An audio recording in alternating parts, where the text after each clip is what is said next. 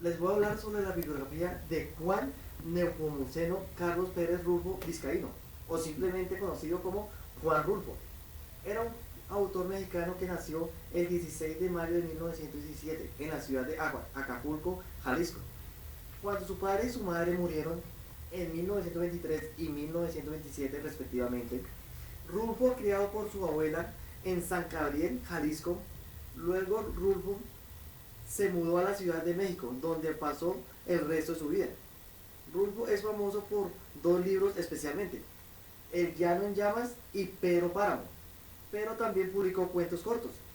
Rulfo murió el 7 de enero de 1986 a la edad de 68 años.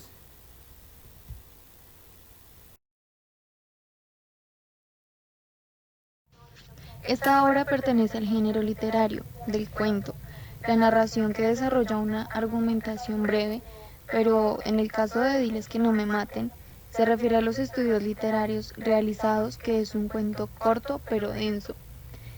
En Diles que no me maten, la narración comienza en tercera persona, cuando el padre le pide ayuda a su hijo para que le diga al coronel que no lo mate. A medida que avanza la narración, este se vuelve más omnisciente, es decir, que conoce todos los sucesos dentro de la historia y de los personajes. Pero pues llega un momento donde el narrador pasa a primera persona. El narrador se pasea del pasado al presente dentro del relato, cuando rememora lo acontecido entre Juvencio y Don Lupe y los años que el primero estuvo escapando de la justicia entre el miedo y la esperanza de que todo se haya olvidado.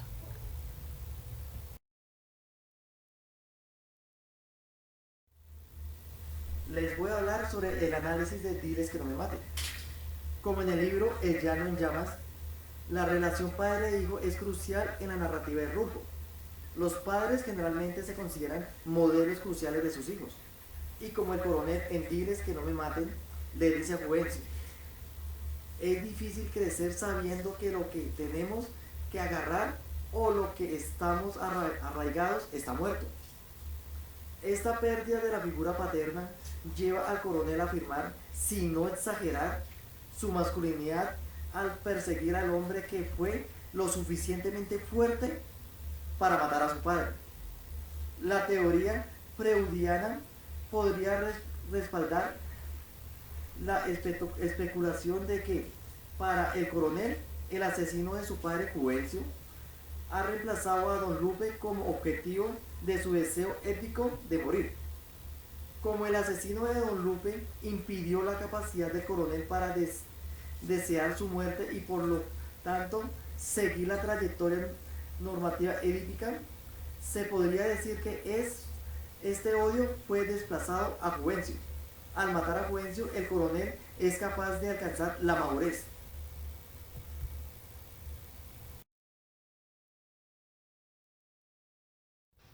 El contexto histórico de este relato es el México de la Revolución de finales del siglo XIX y principios del siglo XX. El México de Emiliano Zapata y Pancho Villa, en donde se plantean las diferencias de clases sociales, la forma de tomar las tierras, el clamor de la justicia de las personas, que al ver que nunca llega, se tomaba la venganza por sus propias manos, pero sobre todo la pobreza y la marginalidad de la gente del campo. Fue una época de mucha miseria y de dolor humano, en el cual los campesinos fueron quienes pagaron las consecuencias de una lucha entre el gobierno y la revolución, que lo único que hizo fue dejarlos más pobres y abandonados que nunca, donde muchos niños quedaron huérfanos por una violencia sin control.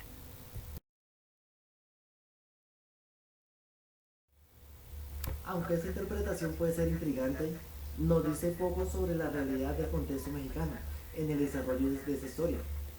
En esta historia de venganza, un hijo mata al asesino de su padre, pero en este momento de justicia simplemente crea otro desequilibrio donde otro hijo Justino se queda sin padre.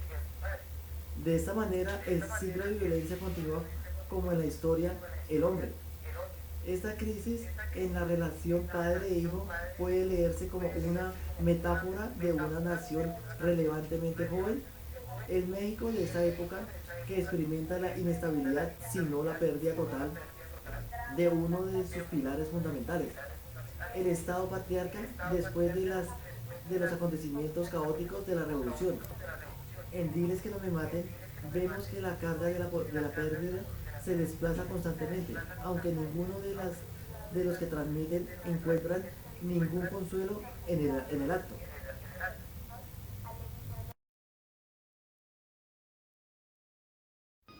La Revolución Mexicana es el movimiento armado iniciado en 1910 para terminar la dictadura de Porfirio Díaz y que culminó oficialmente la promulgación de la nueva Constitución Política de los Estados Unidos Mexicanos de 1917, siendo esta la primera a nivel mundial en reconocer las garantías sociales y los derechos laborales colectivos.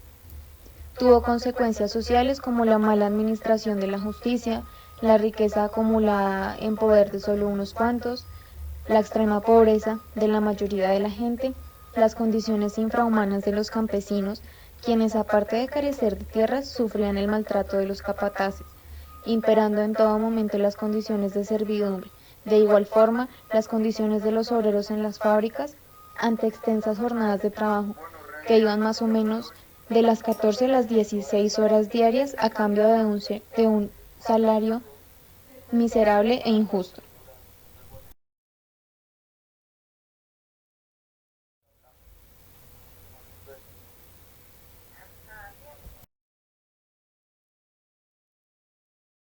No, ahora les voy a hablar sobre el texto No oyes ladrar los perros. Bueno, este texto habla sobre un viaje que va haciendo un padre, el cual lleva en sus espaldas a un hijo.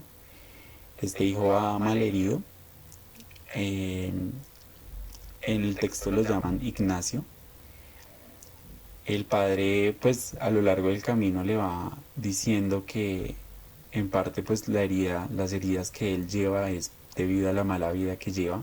El padre tilda a Ignacio de ser una persona ladrona e incluso ha llegado a matar gente inocente. Entre esas víctimas nombra a la madrina. Considero que es la madrina de Ignacio. ¿Por qué deduzco esto? Porque en el texto el padre en una parte le dice a Ignacio que en parte el nombre de Ignacio es gracias a su madrina. Y pues por esto es que él le recalca tanto por la muerte de esta persona. A lo largo del texto no se nombra a la madre de Ignacio debido a que esta pues ha muerto. Ignacio tiene un hermano y la madre muere en el parto de su hermano. Entonces pues por esto en el texto solo muestran como figura paterna. En el texto hay una parte que es muy fuerte y es cuando el padre empieza a decirle que él en realidad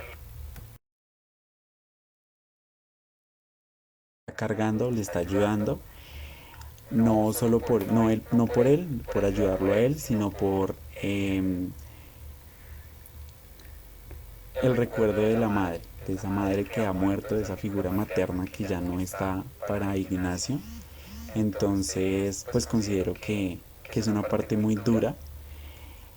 De hecho, también hay un párrafo, una estrofa que dice que el padre le dice a Ignacio que maldice la sangre de él, más puntualmente la sangre que Ignacio lleva de él en su cuerpo. La historia se va narrando y pues el camino que ellos van cruzando los dirige a un barrio, a un pueblo llamado Tonayán, el cual dicen, o pues al padre Ignacio le indican que queda pasando unos cerros, pero pues el padre camina y camina, ya de hecho han cruzado varios cerros y no hay vista de dicho pueblo. Ya pues el padre Ignacio cansado de cargar a Ignacio en las espaldas, desesperado le empieza a preguntar a Ignacio que si él ve algo, que si puede ver algún tejado o incluso si llega a escuchar el latido de algún perro después de este pueblo. A lo que Ignacio le dice que no ve nada ni escucha nada. Ya pues transcurrido el camino, Ignacio empieza a sentir sed. Ya pues considero que en esta parte Ignacio ya está agonizando, entonces él empieza a pedir algo de tomar, pero pues el padre le dice que no, que se tiene que esperar hasta que lleguen al pueblo. Y pues bueno, ya al final relatan que ya finalmente llegan al pueblo, pero pues como tal no concluyen si Ignacio finalmente. Pero pues sí hay una parte en la que dice que Ignacio ya está temblando, ya la cabeza va falseando, incluso pues menciona que en sus ojos se ven lágrimas. Estas lágrimas pueden simbolizar o pueden hacer tributo al arrepentimiento debido pues a toda el trayecto que tuvo con su padre, como ese juzgamiento por parte de su padre. Entonces pues básicamente eso es como algo simbólico.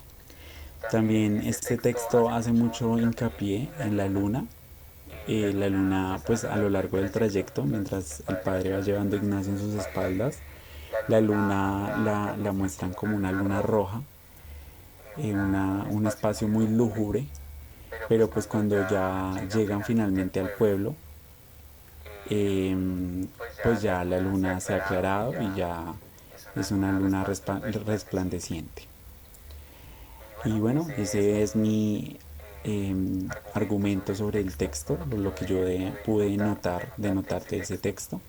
Parece un texto literalmente, literariamente muy